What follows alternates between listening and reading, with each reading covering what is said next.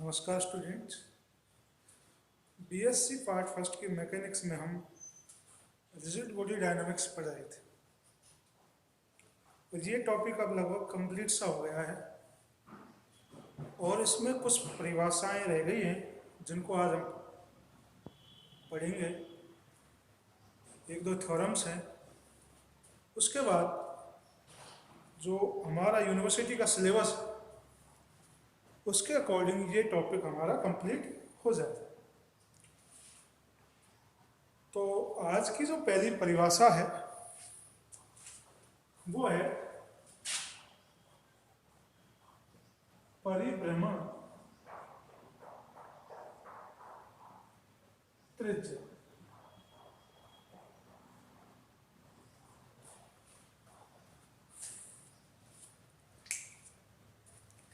हम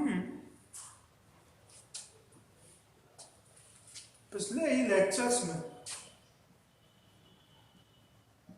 जड़त्व आघूर्ण आई पर विस्तार से अध्ययन कर चुके हैं।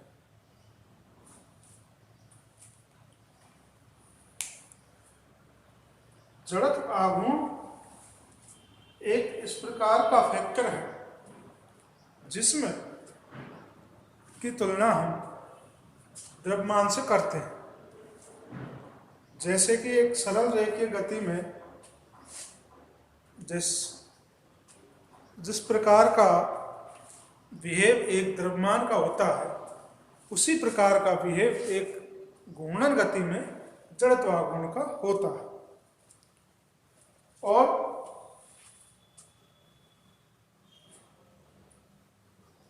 जड़त्व आघूर्ण किसी भी सिस्टम का उसके द्रव्यमान वितरण पर निर्भर करता है। अब मान लीजिए कि ये कोई सिस्टम है, ये अक्ष है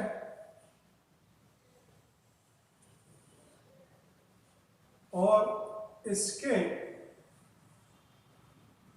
चारों तरफ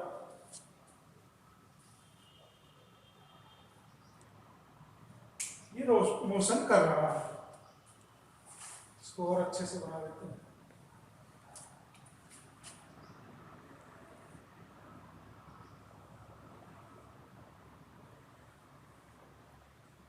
ये एक सिस्टम है और ये इस अक्ष के चारों तरफ ओमेगा कोणीय वेग से गति कर रहा है। तो इसका जड़त्व आघूर्ण का जो मान है, यदि ये सममित है, तो मान लीजिए इस पॉइंट पर इसका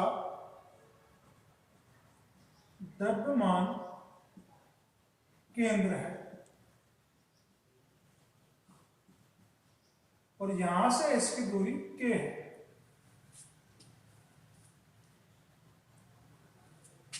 तो इसका जड़त्व आघूर्ण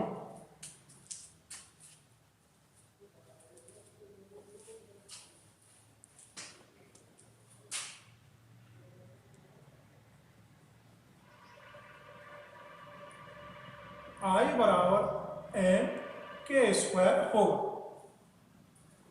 I बराबर एम के स्क्वायर होगा और यहां पर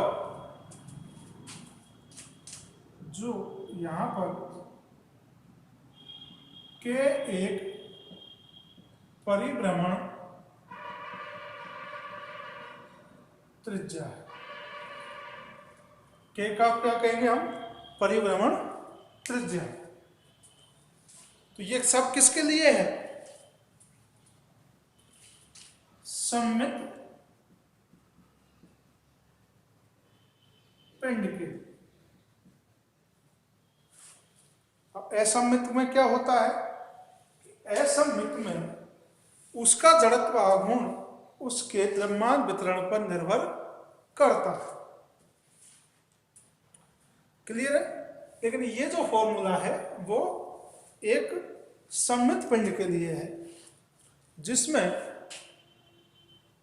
के जो का मान है वो के जो सिंबलाइज करता है वो किसको करता है? परिभ्रमण त्रिज्या। यहां पर के क्या है? परिभ्रमण त्रिज्या है। अब इसकी परिभाषा लिख देते हैं यहीं से।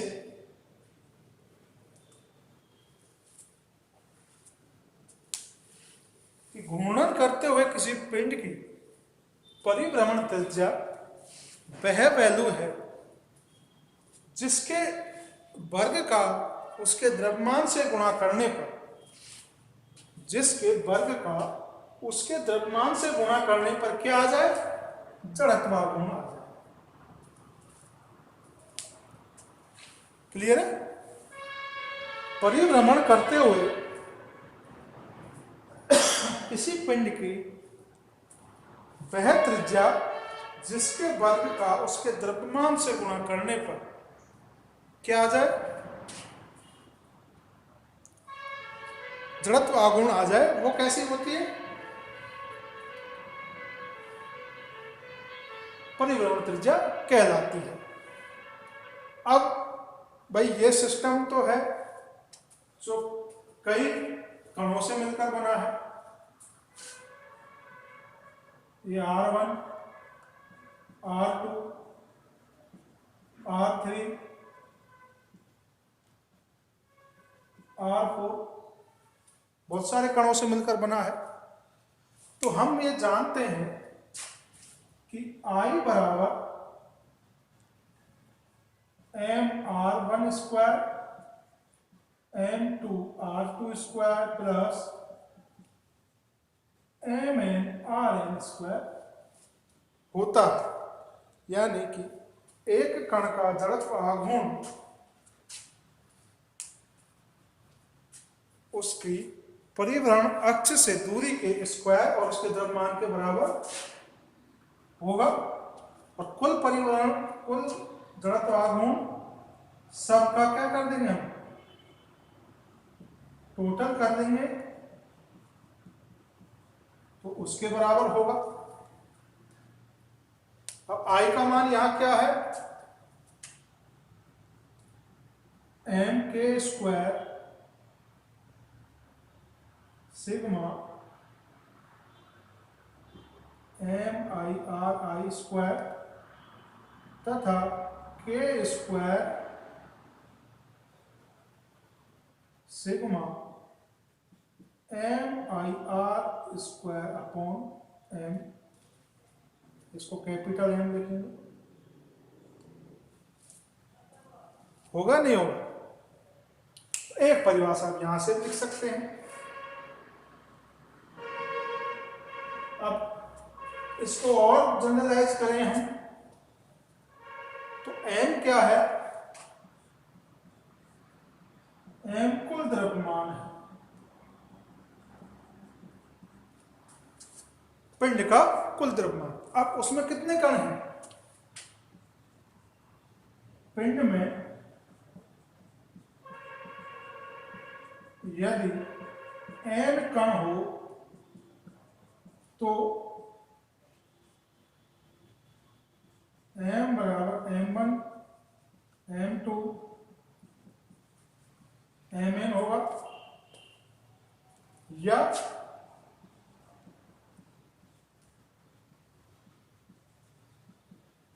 mi। यहां से इसको और सिंबलाइज कर दें तो I is equal to mi ri square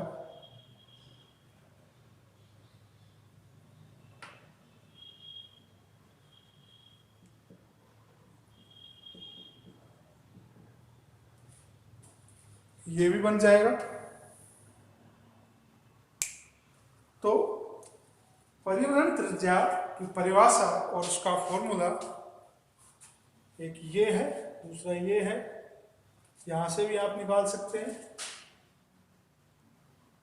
कि I अपॉन m के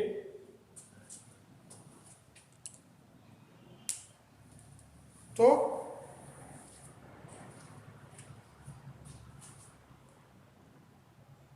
ये परिवहन त्रिज्या की परिभाषा और फॉर्मूले है। अब इसमें दो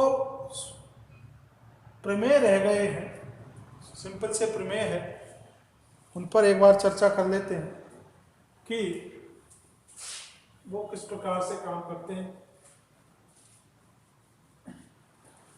उनका उपयोग कंपटीशन एग्जाम में या आपके न्यूमेरिकल्स में होता है।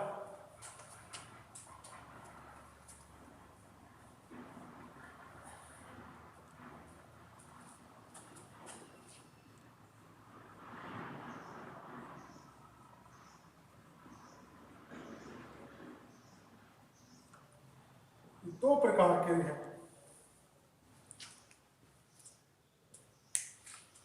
पहला है समकोणिक अक्षों का प्रमेय। नंबर 2 समांतर अक्षों का प्रमेय। नंबर 2 है समांतर अक्षों का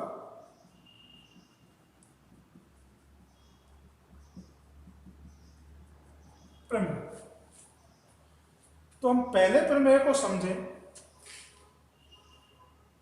कि मान लीजिए ये हमारा कोई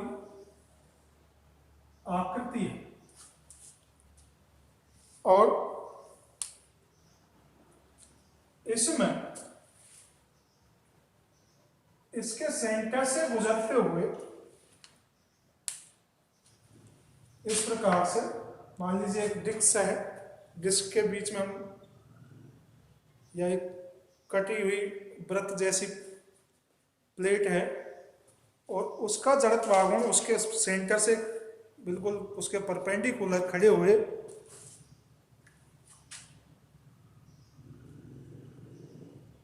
अक्ष के अंदिश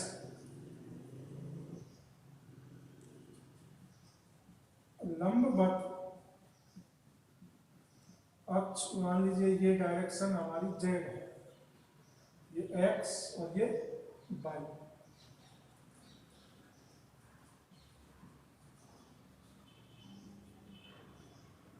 लंबवत अक्ष के अनुदिश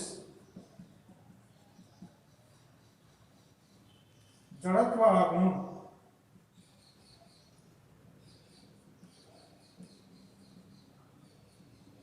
आई जेड।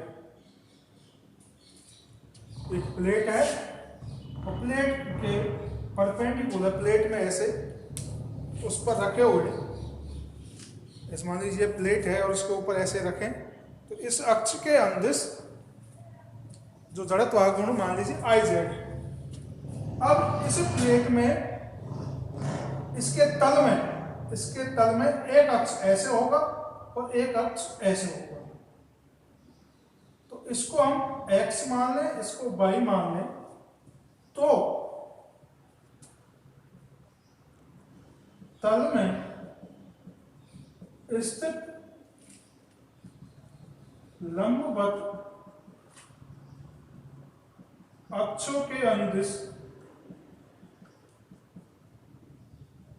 जड़त्व आघूर्ण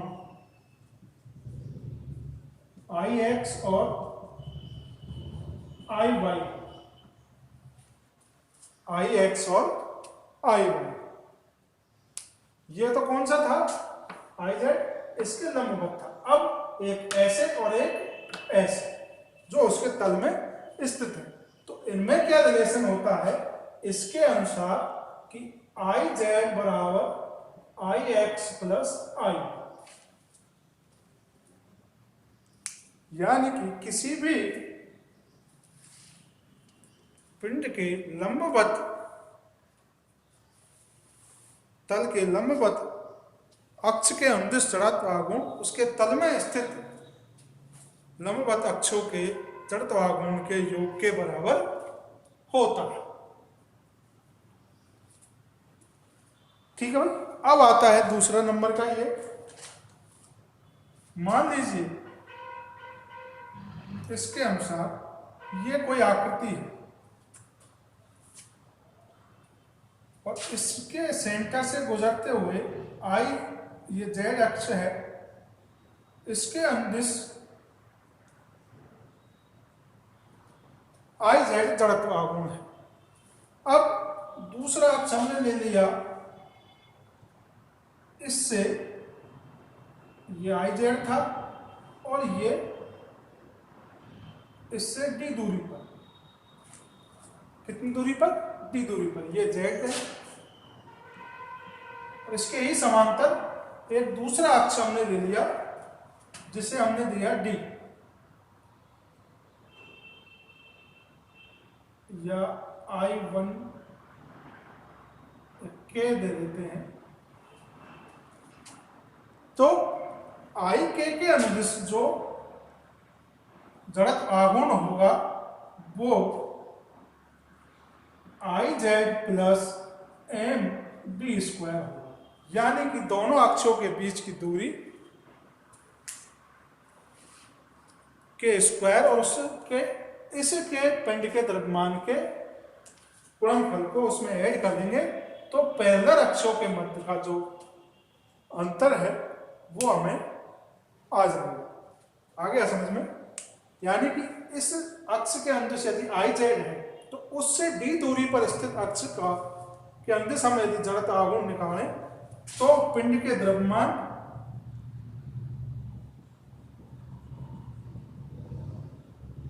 का द्रव्यमान m हो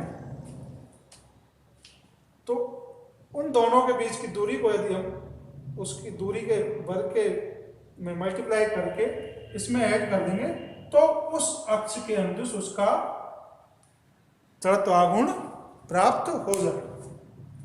तो ये दो सिंपल से थ्योरम्स हैं, इनके द्वारा आप न्यूमेरिकल्स कर सकते हैं। जैसे कि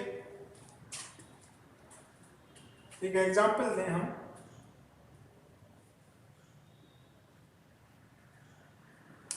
एक एग्जाम्पल यहां पर करते हैं।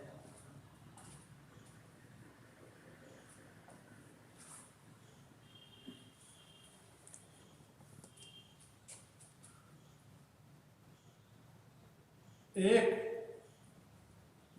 वृत्ताकार डिस्क का, एक वृत्ताकार डिस्क जिसका द्रव्यमान 2 kg है,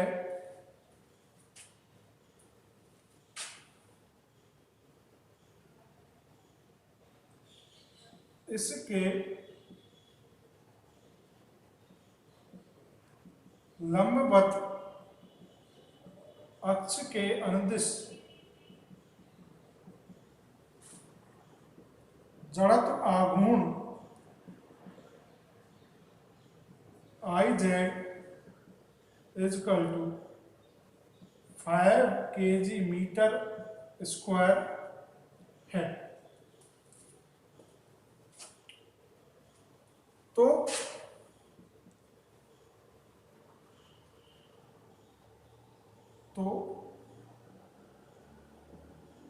लंबवत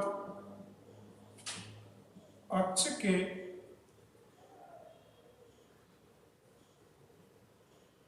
दो अक्ष के समांतर 2 मीटर दूर अक्ष के अनुदिश जड़त्व आघूर्ण कितना हो?